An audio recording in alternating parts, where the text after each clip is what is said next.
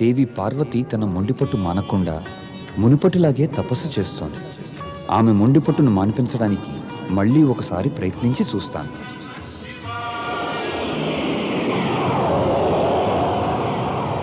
ఓం బ్రహ్మణ్యే నమః.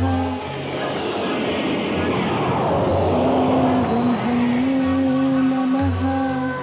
ఓం బ్రహ్మణ్యే నమః.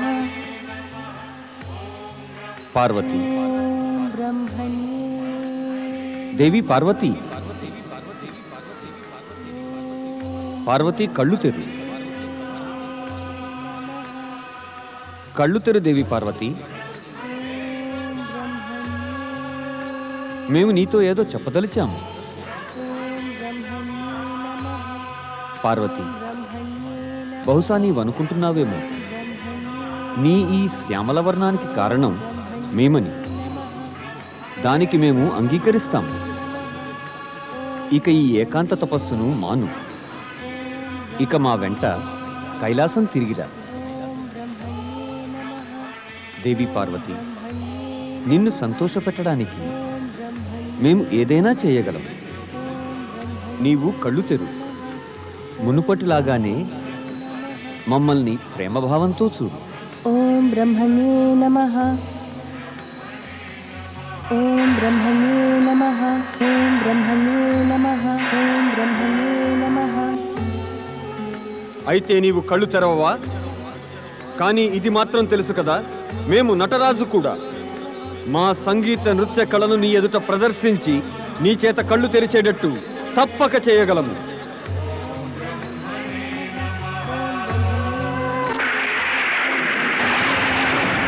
ఓం బ్రహ్మణ్యే నమః. ఓం బ్రహ్మణ్యే నమః. ఓం బ్రహ్మణ్యే నమః. ఓం బ్రహ్మణ్యే నమః. ఓం బ్రహ్మణ్యే నమః. ఓం బ్రహ్మణ్యే నమః.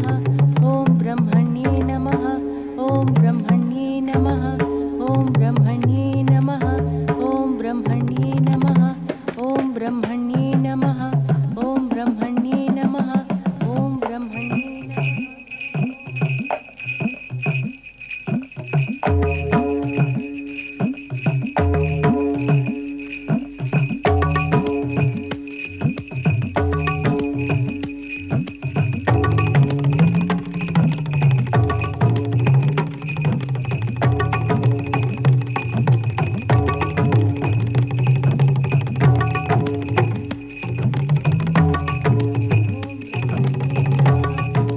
బ్రహ్మణ్యే నమః.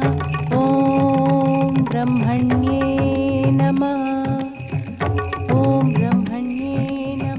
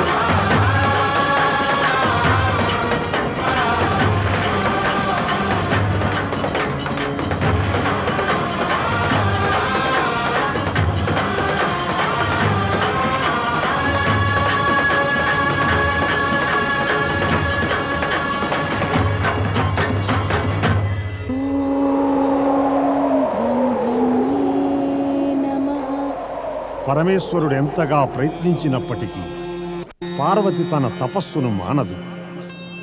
ఇది కూడా శివలీలయే. ఈ శివలీల కారణంగానే మరొక వంక క్రూరులై అత్యాచారాలు చేసే శుంభ నిశుంభులు, వారి రాక్షసగణాలు అమాయకులైన ఋషులపైన మునులపైన నిరంతరము హింసాకాండ చేయసాగారు. ఆ ఋషులు మునుల దీనారావాలు యావత్ ప్రపంచంలోనూ మారుమురుగాయి.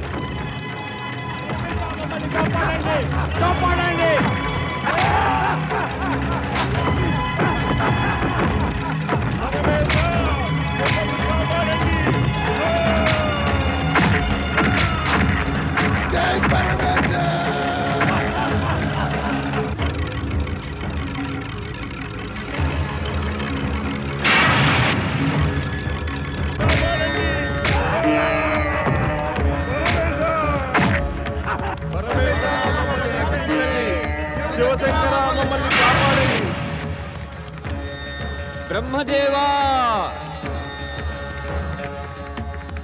దేవి సరస్వతి, శుంభ నిశుంభుల అత్యాచారాలు తమ చరమస్థాయికి చేరుకున్నాయి. నేను వెంటనే కైలాసం వెళ్ళాలి. హరహర మహాదేవ, హరహర మహాదేవ. బ్రహ్మదేవ, మేము తమ కోరికను మన్నించిన వారమై దేవి పార్వతి పట్ల దురుసుగా ప్రవర్తించి ఆమెను కాళిక అన్నాను. ఇక తమరు ఆమె తపస్సును సఫలం కావించండి, శుంభ నిశుంభులను అంతమొందించండి. అలాగే చేస్తాను దేవేశ్వర.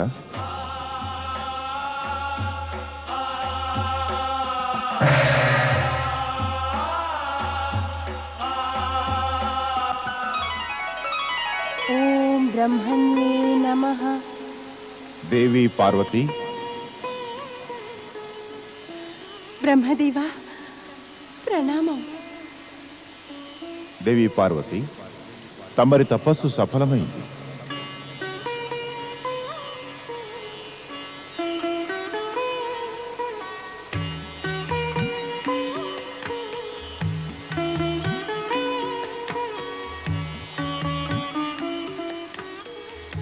తమరు నా పిలుపు విని నాకు దయతో దర్శనమిచ్చారు.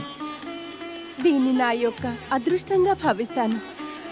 కానీ నా తపస్సు సఫలం కావాలని అనుకుంటే బ్రహ్మదేవా, తమరు నాకు నా మునుపటి వర్ణాన్ని, రూపాన్ని మళ్ళీ ప్రసాదించండి.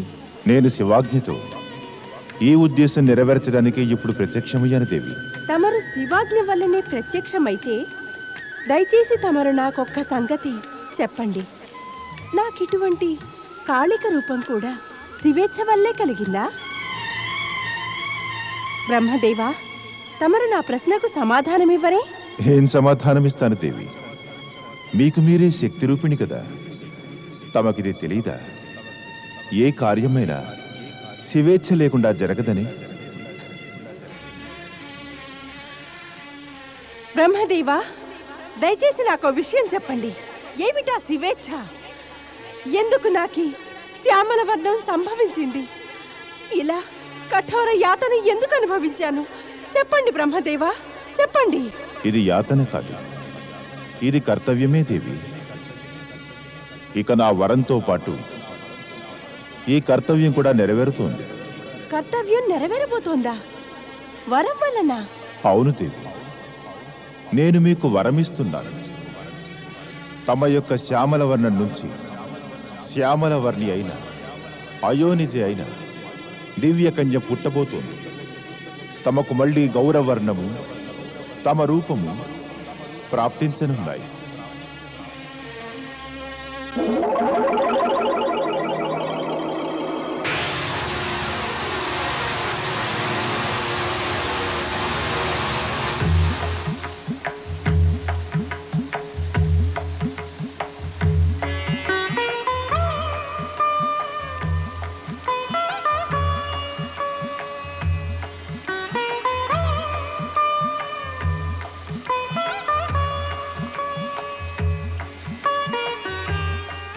దేవి, తమ నుంచి పుట్టిన ఈ అయోనిజి అయిన కన్య యొక్క పేరు కౌశికి. కౌశికియా? కౌశికి. ఈ కౌశికి భూమిపై అత్యాచారాల పరిధిని ఉల్లంఘించిన శుంభ నిశుంభులంతానికి కారణం కాగలరు. అంటే నన్ను కాళిక చేయడంలో ఉద్దేశ్యం కౌశికిని సృష్టించడానికేనా? తమకిది తెలియదా దేవి పార్వతి? శివుని లీలలెప్పుడూ అద్భుతమైనవి. దేవి కౌశికి, మీరు ఈ పర్వతానికి ఎదుటనున్న పర్వతంపై నివసించండి. సంఘటనల క్రమము కొంతకాలము గడిచాక శుంభ నిశుంభులు తమ వధకై ప్రేరితులై తమ ఎదుటకు స్వయంగా వచ్చేస్తారు. దేవి పార్వతి, శివుడు శివగణాలతో సహా కైలాసంలో తమకై వేచి ఉన్నారు. బ్రహ్మదేవా, ఇంకా కైలాసానికి వెంటనే వెళ్ళడం అవసరమనిపిస్తోంది. ఓ బ్రహ్మదేవా, నేను కూడా తమ ఆదేశానుసారం ఈ పర్వత శిఖరంపై నివసిస్తాను. నేను మీ ఇద్దరికీ శుభం కోరుతున్నాను. శుభమస్తు. పుత్రి కౌశికి, ఎదుటనున్న శిఖరంపై నీ ప్రాసాదం నిర్మించుకుని నిర్భయంగా ఉండు. నీవు శక్తికి ప్రతీకవే. నీకు నా సహాయం అవసరమనిపిస్తే నీవు నన్ను స్మరించుకో. నేను తప్పక వస్తాను. నేనక్కడికి వెళ్ళి విధి విధానాన్ని, నా బాధ్యతను కూడా నేను నిర్వర్తించవలసింది. నాకిక సెలవివ్వండి.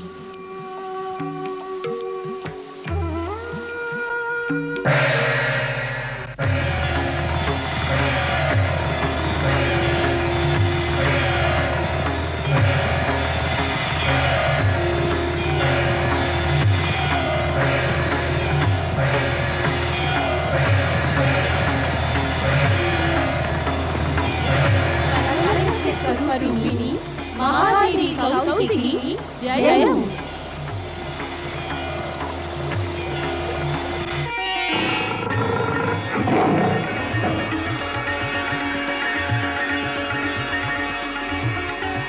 ఓం నమః శివాయ, ఓం నమః శివాయ, ఓం నమః శివాయ, ఓం నమః శివాయ, ఓం నమః శివాయ, ఓం నమః శివాయ, ఓం నమః శివాయ, ఓం నమః శివాయ, ఓం నమః శివాయ, ఓం నమః శివాయ, ఓం నమః శివాయ, ఓం నమః శివాయ, ఓం నమః శివాయ, ఓం నమః శివాయ, ఓం నమః శివాయ.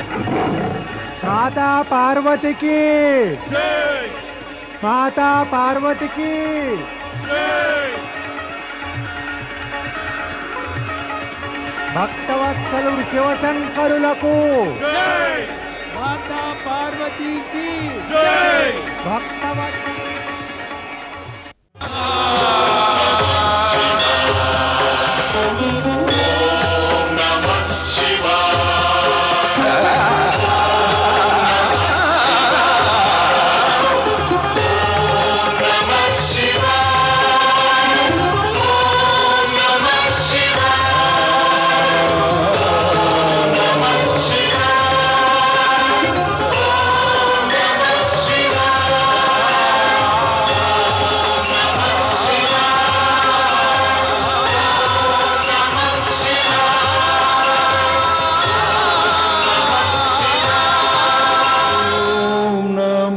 Shiva.